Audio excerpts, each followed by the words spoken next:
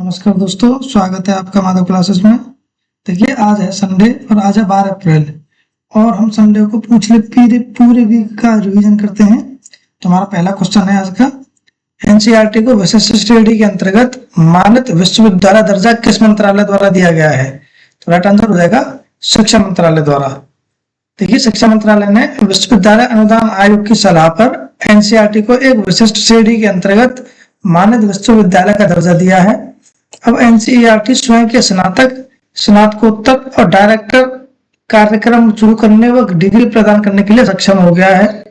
यह निर्णय यूजीसी अधिनियम 1956 की धारा 3 के तहत लिया गया है। अब एनसीईआरटी को नए पाठ्यक्रम शुरू करने के लिए अन्य विश्वविद्यालयों पर निर्भर नहीं रहना होगा। नेक्स्ट क्वेश्चन है, अमेरिका के नेब्रास्का राज्य ने किस उत्सव को मान्यता देने वाला प्रस्ताव पारित किया है? तो राइट आंसर हो जाएगा दिवाली को। देखिए, नेक्स्ट क्वेश्चन है, हाल ही में चर्चा में रही यशोदा और कृष्णा पेंटिंग के चित्रकार कौन बने हैं? तो राइट आंसर हो जाएगा राजा रवि वर्मा।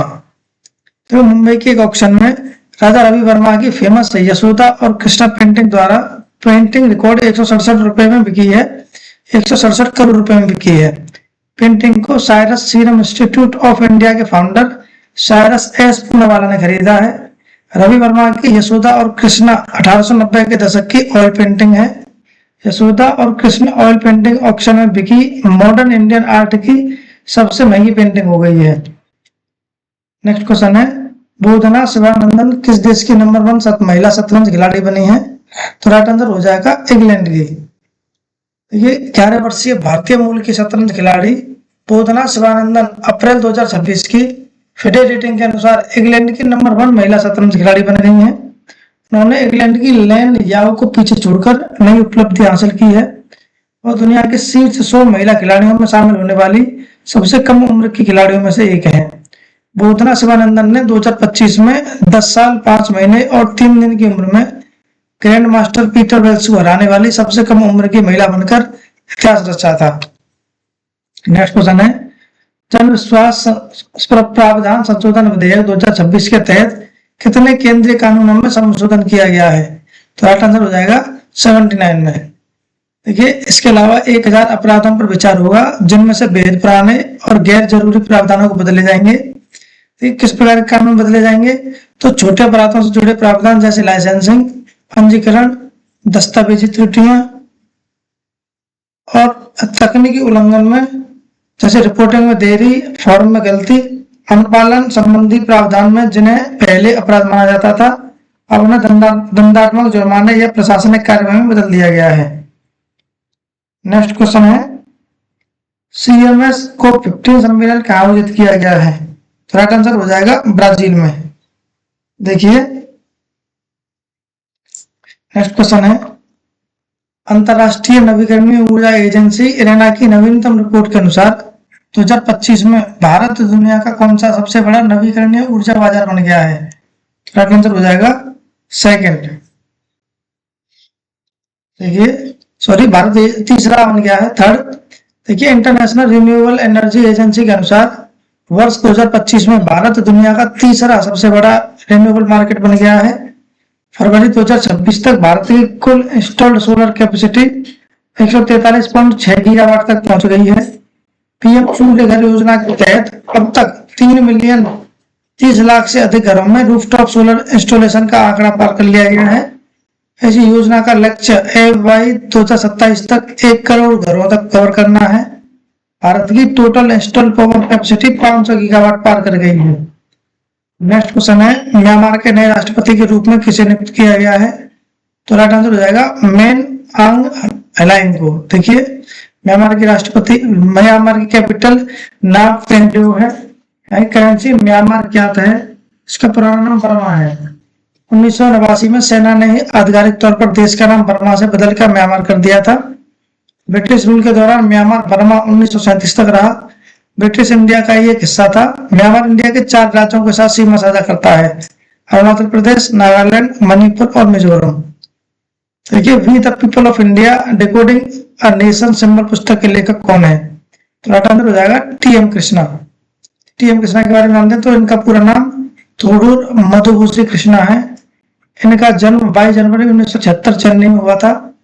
ये कर्नाटक क्लासिकल म्यूजिक सिंगर हैं, राइटर थे और सोशल एक्टिविस्ट थे।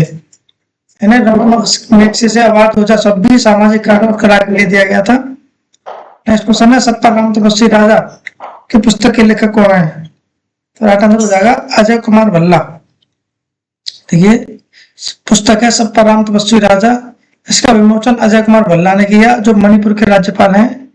ये इनके लेखक आशुतोष अग्निहोत्री हैं, जो पर्यावरण वन और जलवायु परिवर्तन मंत्रालय के अतिरिक्त सचिव हैं। देखिए इसका विषय है पुस्तक रामायण के पत्रों से संबंधित है। तो पुस्तक और कुछ लेखक जानते हैं तो महात्मा अ ग्रेट कम्युनिकेटर, ये डॉक्टर धीरज काकड़िया की पुस्तक है। Karuna the power of compassion Kailash Satyarthi की पुस्तक है। The sage who reimagined Hinduism, ये शशि थरूर की पुस्तक है। Atal Bihari Vajpayee the eternal statesman, ये विजय गोयल की पुस्तक है। History that India ignored, Prem Prakash की पुस्तक है। चुनौतियां मुझे पसंद है, ये सुदेश धनखड़ की पुस्तक है। The one cricket my life and more, Shikhar Dhawan की पुस्तक है। नेक्स्ट क्वेश्चन है वर्ल्ड आर्चरी पैरा सीरीज में स्वर्ण पदक किसने जीता है? उन्होंने शीतल देवी को हराया है। तो राइट आंसर हो जाएगा पायल नाग ने। देखिए पहले खेलो इंडिया ट्रैवल गेम 2026 में मेडल टैली में पहले स्थान पर कर्नाटक है। सुनील नरेन आईपीएल में सबसे ज्यादा मैच खेलने वाले विदेशी खिलाड़ी बने हैं। भारतीय हॉकी खिलाड़ी गुरजंत सिंह ने संन्यास लिया है। अंतर्राष्ट्रीय ओलंपिक समिति ने लॉस एंजल्स ओलंपिक 2028 में ट्रांसजेंडर महिला को महिला श्रेणी में भाग लेने से प्रतिबंधित कर दिया है।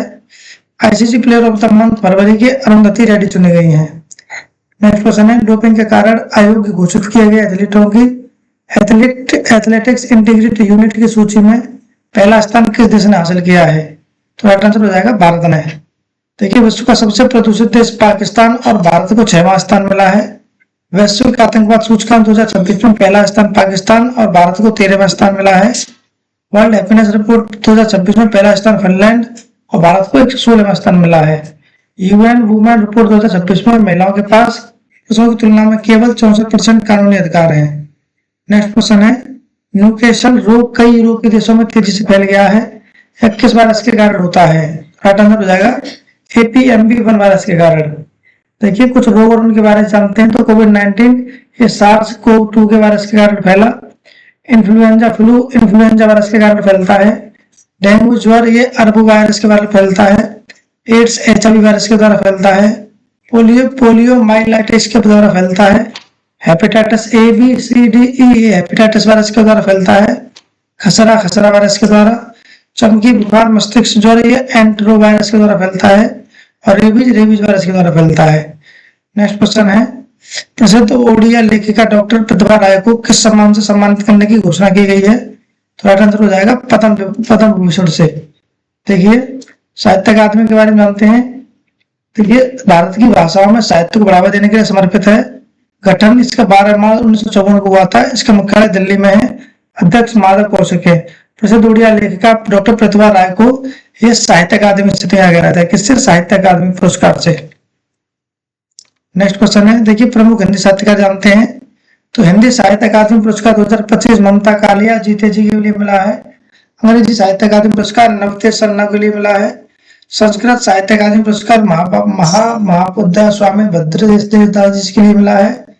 60वां ज्ञानपीठ पुरस्कार R वेरामुथु के लिए मिला है। पुगल पुरस्कार डेविड जिले को मिला है। अंतरराष्ट्रीय पुगल पुरस्कार 2025 बानू मुश्ताक को मिला है और सरस्वती सम्मान 2025 राम कुमार मुखोपाध्याय को मिला है। नेक्स्ट क्वेश्चन है MAI ट्रांसक्राइब 1 AI मॉडल किस कंपनी द्वारा जारी किया गया है? तो राइट आंसर हो जाएगा माइक्रोसॉफ्ट के द्वारा। नेक्स्ट क्वेश्चन है स्काईट्रैक्स वर्ल्ड एयरपोर्ट अवार्ड 2026 के अनुसार भारत में सबसे उच्च रैंक वाला एयरपोर्ट कौन बना है? तो राइट आंसर हो जाएगा इंदिरा गांधी इंटरनेशनल एयरपोर्ट। भारत ने डेंगू के लिए किस वैक्सीन को मंजूरी दी है? तो राइट आंसर हो जाएगा टैग 003 को। नेक्स्ट क्वेश्चन है G7 वन हेल्थ शिखर सम्मेलन 2026 कहाँ आयोजित किया गया है? तो राइट आंसर हो जाएगा लियोन में। नेक्स्ट क्वेश्चन है भारत ने हाल ही में किस देश को बाढ़ और भूकंप के बीच मानवीय सहायता भेजी है? तो अफगानिस्तान को। नेक्स्ट क्वेश्चन है एशियाई स्क्वैश महासंघ द्वारा 2025 का पुरुष प्लेयर ऑफ द ईयर किसे घोषित किया गया है? राइट आंसर हो जाएगा अभय सिंह को। देखिए एशियाई स्क्वैश महासंघ की स्थापना 29 नवंबर 1980 को हुई थी। इसका मुख्यालय कुआलालंपुर मलेशिया में है। इसका उद्देश्य एशिया में स्पेस को बढ़ावा देना है। यहाँ के 27 सदस्य हैं और इसके संस्थापक सदस्य Bahrain, Bangladesh, Malaysia, Pakistan, Philippines, Singapore और थाईलैंड है। तो इस तरीके से हमने आज के करंट अफेयर का या फिर इस हफ्ता के करंट अफेयर का रैपिड रिवीजन किया है। हमारी वीडियो डेली सुबह 6:30 बजे आ जाती है। चैनल को सब्सक्राइब करें, पढ़ाई करते रहें। बाय।